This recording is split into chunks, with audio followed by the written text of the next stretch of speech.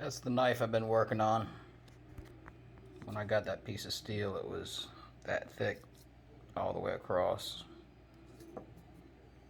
I shaped it, put the blade on it, and today I got the ferric chloride and made it so that you can see all of the layers of the steel again. When I did the grinding to put the blade on it, you couldn't see the layers anymore. So they're back now, and let me see. One layer is the blade. Where the blade is, it never goes to a second layer. And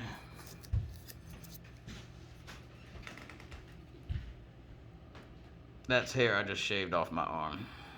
So it is razor sharp. And it looks pretty stinking cool. So I need to put a handle on it, obviously. Went to a company this week, had them drill the holes in it because it's hardened steel. I don't have any bits that'll go through hardened steel.